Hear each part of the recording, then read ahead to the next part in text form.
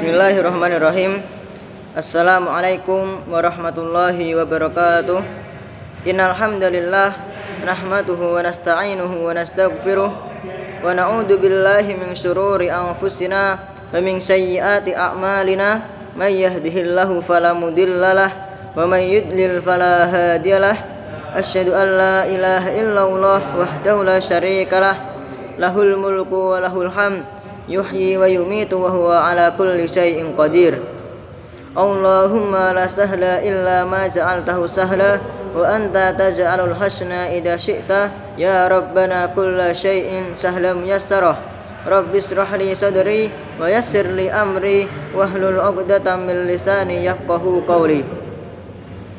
Teman-teman sekalian, tiada puja dan puji kecuali kepada Allah Subhanahu wa taala, Tuhan semesta alam yang telah menciptakan dunia dan seisinya.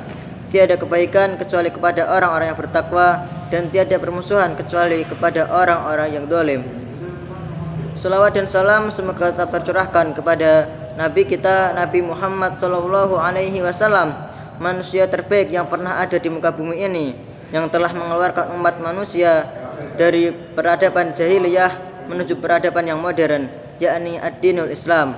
Teman-teman sekalian, pintu rahmat Allah Subhanahu wa ta'ala terbuka kapan saja.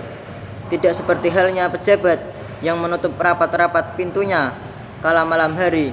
Pintu-pintu penguasa pun juga tak terbuka ketika hari-hari libur, dengan alasan tak mau melayani rakyat jelata.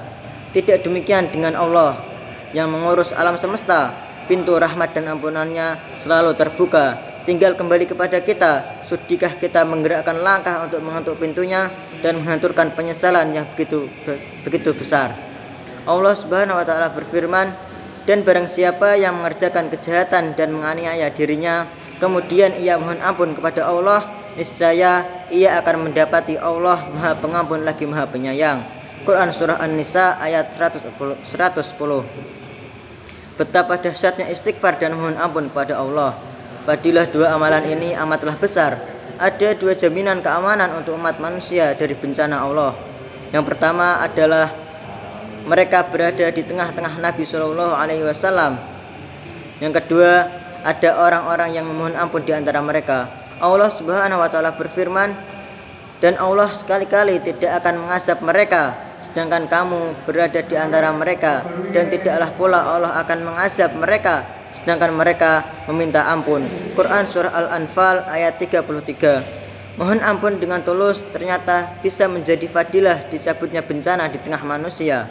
Bayangkan jika setiap kesalahan yang kita perbuat lalu kita berbondong-bondong mohon ampun kepada Allah, tentu akan tercipta sebuah keberkahan dalam masyarakat kita.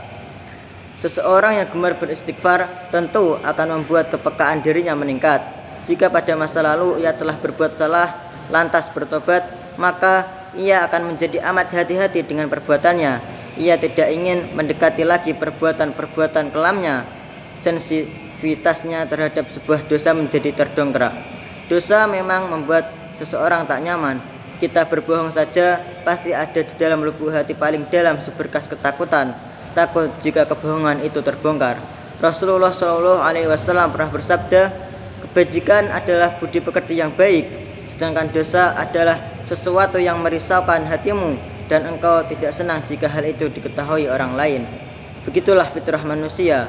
Ia tidak tenang jika berbuat dosa, ia harap-harap cemas jika berbuat buruk diketahui orang lain. Sekecil apapun perbuatan dosa itu, maka untuk menghilangkan gundah dalam hati kita, istighfar adalah jawabannya. Allah Subhanahu wa taala berfirman, ala bidzikrillahi tatmainnul qulub.